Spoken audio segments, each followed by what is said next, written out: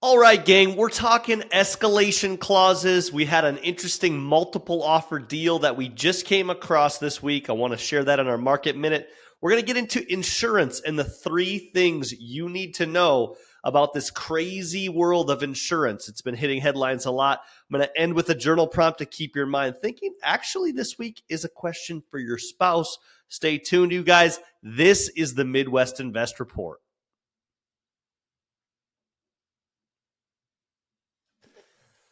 All right, little break there for the intro, doing a cut, and we're going to get into it.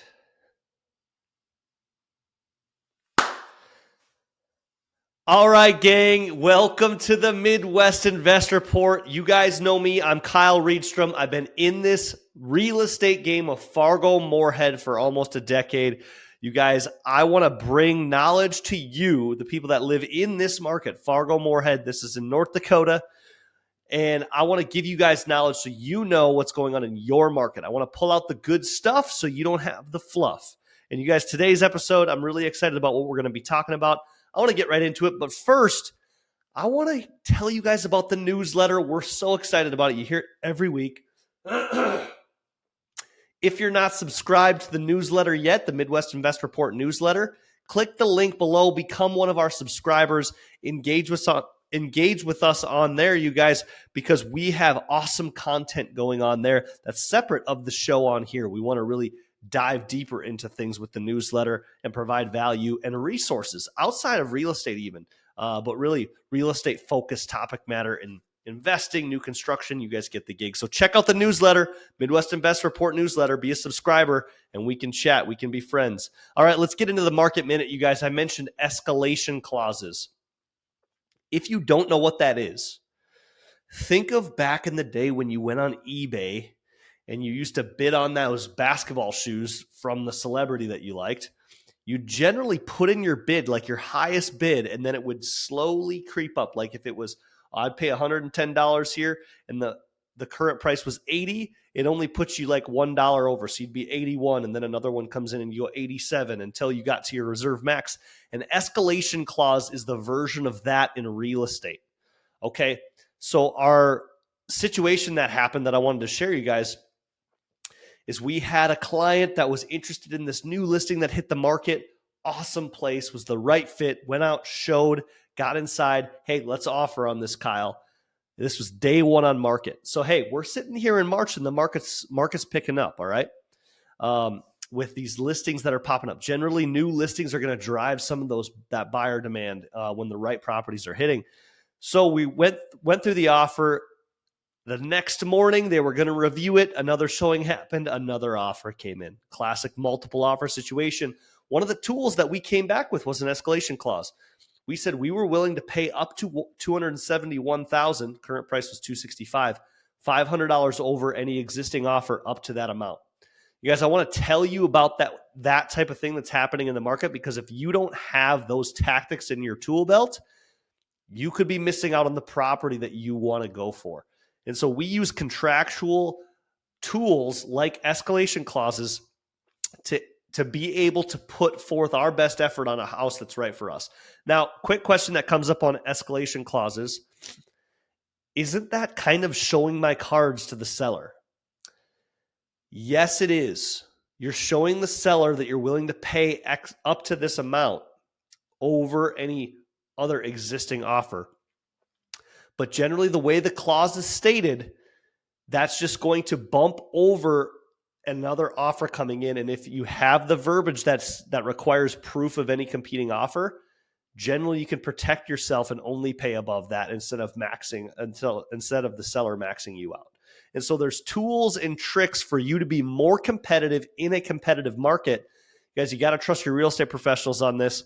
And if you haven't heard of this, maybe this is something you can ask questions about or utilize yourself on your next deal that you're looking for, because this is definitely, once you've had the situation happen where you've seen the right property and you want to go for it, you know, sometimes that difference between $3,000-$4,000 in a loan over 30 years, it's worth kind of navigating some of those things so you can get in the house you want in a competitive market like this that's appreciating at a very stable rate.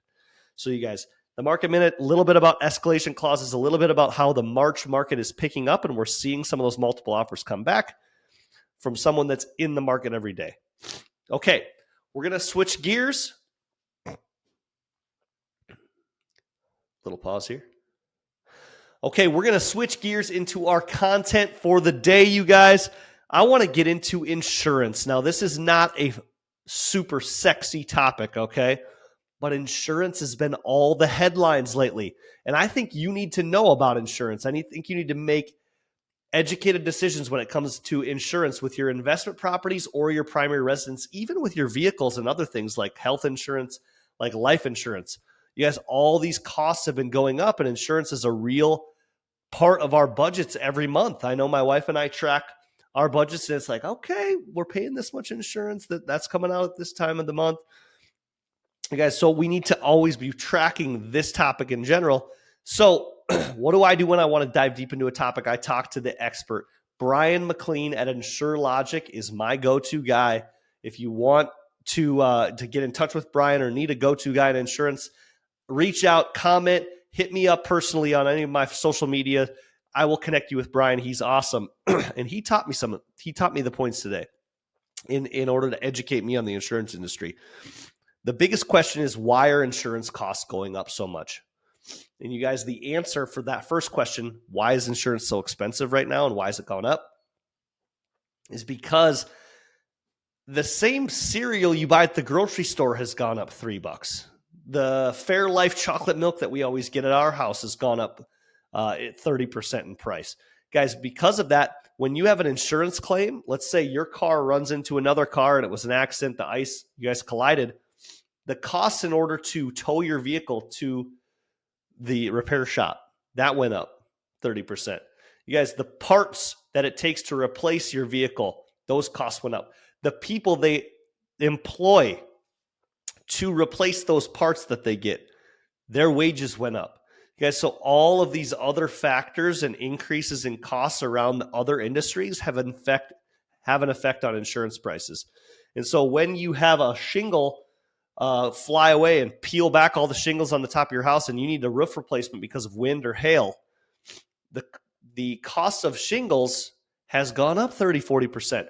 The people that are laying the shingles, that labor has gone up. You guys, so those insurance costs for the insurance companies gone way up when they do these claims. And because of that, they're squeezed down and they have to raise premiums, okay? That's trickling down to the consumers to the point where insurance companies are leaving certain states that have high claim rates because they can't operate profitably in those states anymore. North Dakota being one of them, because we don't have a huge population density. You guys, so that's why costs are going up. And until we see labor prices and material prices come way down, these prices might be here to stay. That's the harsh reality. Okay, number two thing I want you to know about insurance is captive insurance versus independent insurance.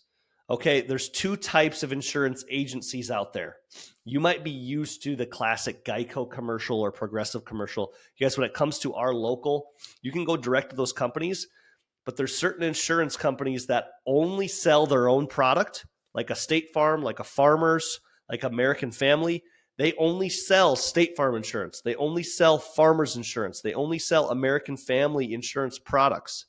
Whereas you can go, that's a captive insurance company and those insurance agents. Whereas if you go to an independent brokerage, in local brokerage, or like I said, Brian McLean is an independent agent. He's able to quote multiple different carriers for the best price and best coverage.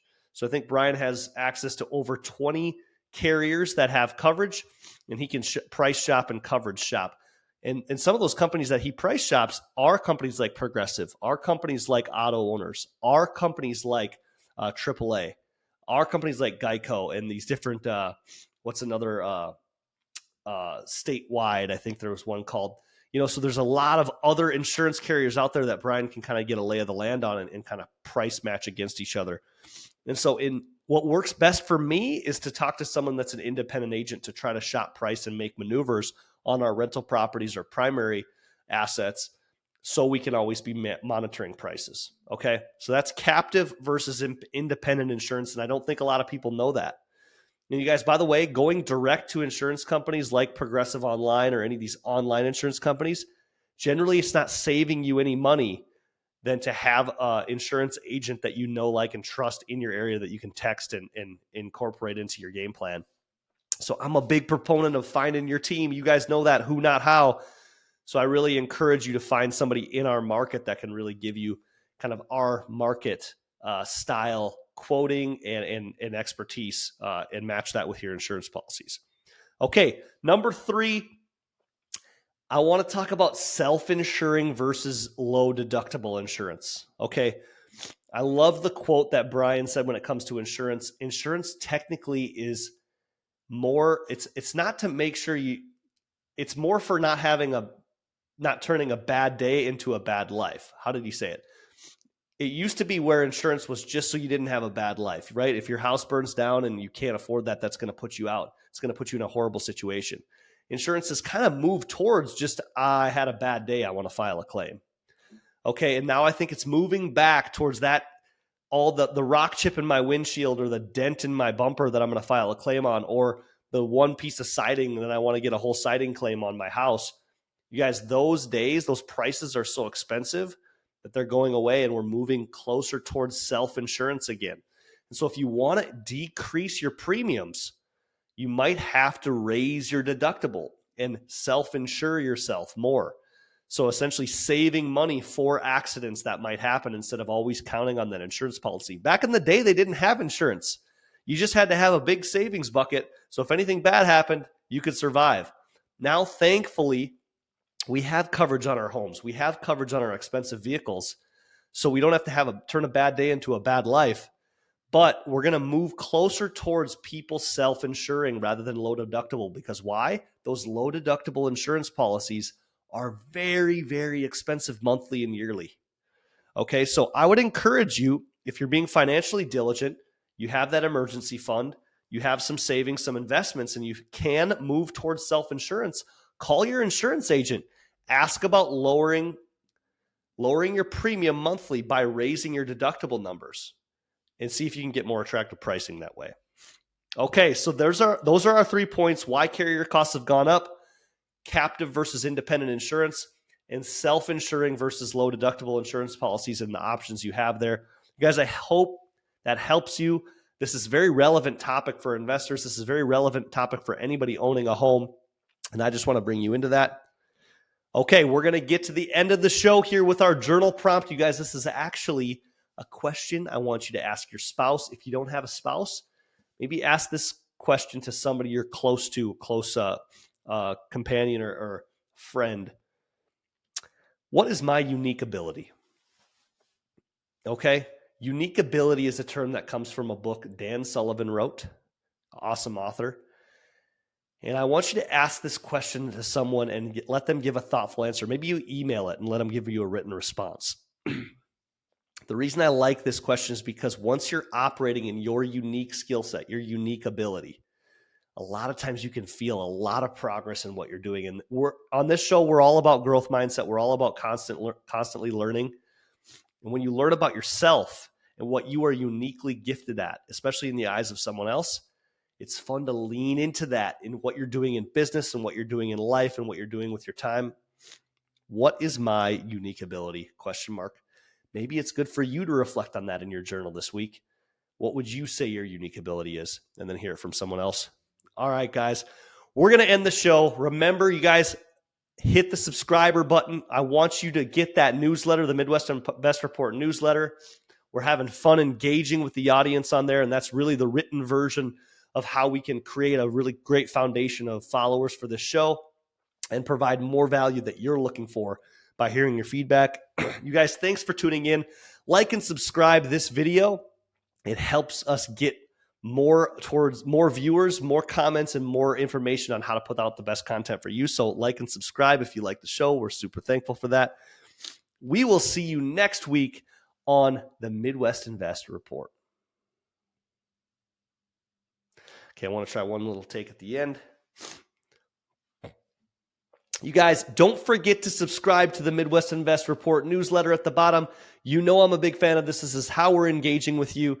You guys, I'm loving the content on there. Become one of our subscribers so we can become friends. Okay, that was this week's Midwest Invest Report. You guys like and subscribe this video. Oh, okay, that's not it. Thanks for tuning in this week, you guys. Like and subscribe so we can get this video pumped up so we can get more and more fresh content to you. This has been, we will see you next week. Okay. Thanks for tuning in, gang. If you liked this video, hit the like button, thumbs up, subscribe to our channel. We want to continue to bring you more and more content, and that helps us hit the YouTube algorithm, all the sciences, so we can bring you more and more content on this page. You guys, we will see you again next week on the Midwest Invest Report.